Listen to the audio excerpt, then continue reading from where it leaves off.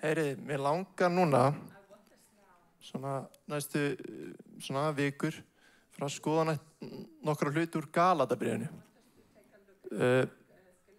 Ef þið eru eitthvað að velta fyrir ykkur á hverju Galatabréfi, á hverju byrja á hverju ekki bara á hverju öðru bréfi. Ég hefði getað gert það, en af því að Galatabréfi er svo, hvað er svona forward, hvað er það á íslensku? Það er svona beint. Já, það er bara eitt sem að Páll er svona að leggja fyrir Galatamönnum. Það er að fagnaðarnefndin náðarinnar gildir eitt og sér, réttlæti af trú, fyrirgefning syndanna, allt bara fyrir trú. Og mér langar svona að taka nokkur eins og ég segi, nokkra vikur, svona fara í nokkur vers í Galatabréfinu.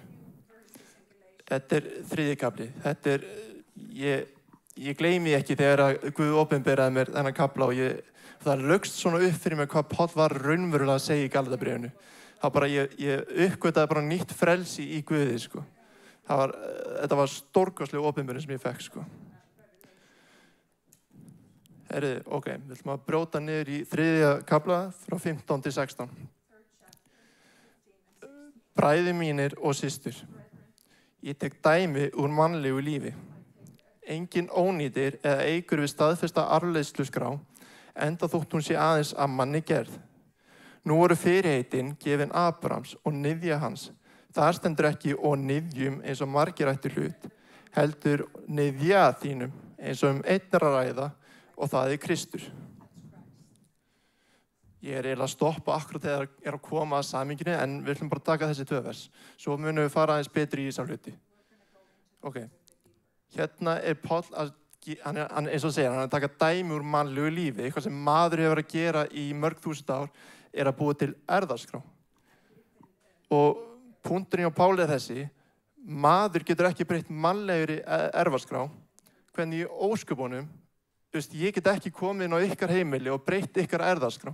Ég hef ekkert vald til þess, ég get það ekki. Oftast er þetta bara einhverju lögfræðingar í dag, eitthvað svoleiðis, en það getur engin mann, einhver einstaklingur utanaðkomandi, breytt inn í erfðaskrá. Hvað þá ætlum við að breyta erfðaskrá frá Guði?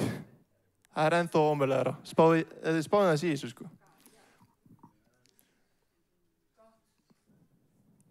Ok, og þegar við notum þetta erfðaskrá, þá erum við að meina, sko, þetta er í rauninu samningur sem hann að ræða, sko. Og samningurinn, eins og þið viti, hann er gefinn hann fyrir Abraham. Og núna þurfum við kannski aðeins að rifja upp. Sumir þekki þessa sögu mjög vel, en hún er mikilvægt fyrir okkur að skilja hver boðskapur náðarinnar er. Ok, ég ætla bara orða þessa hluti, þið getið lesið köllun Abrahams bara í 1. Mósebók. Abraham er kallar af Guði, hann er fyrsti gyðingurinn okkar, eða fyrsti gyðingurinn. Hann rauninni fær köllun frá Guði, ég ætla að blessa þig, ég ætla að gefa þér son, og hann mun vera sonur og það mun koma ættleikur og einn daginn mun koma frelsari heimsins. Það er rauninu samningur sem Abraham gerði frá Guði. Og Abraham er þinn að vita, hann er frá Írak. Bara mér varst þetta mjög fyndið þegar ég fór að stúdera þetta sjálfur. Ok, en svo gerist það. Abraham fær hann óhlýnaðist Guði. Hann var búinn að bíða í mörg ár eftir að fá son sinn, en það er ekkert að gerast. Þannig að hvað gerir hann? Hann óhlýnast og hann fæði son sem við köllum soninn hann Ísmael með ambátt Söru.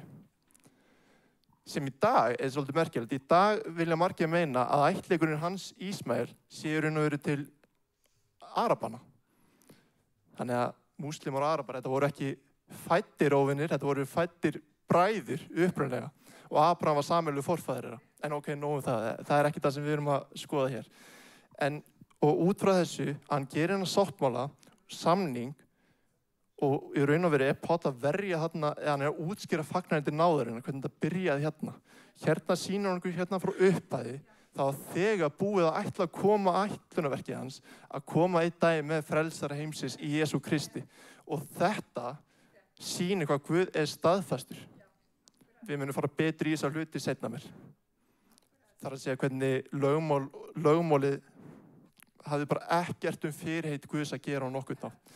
Og von mín fyrir þessar vikur einfaldlega að þið sjáið þetta frelsi sem býr í Kristi. Sumir vilja fara í blöndunina eins og Galatamenn, en Páll að segja að það ekki fagnaðarerindi, þú hefur farið frá fagnaðarerindinu. Hann fer svo hart í þetta, en höfum ykkur ágjör, við förum aðeins í þessa hluti seinna mér. Ég löngu búinn með tíma minn, sko.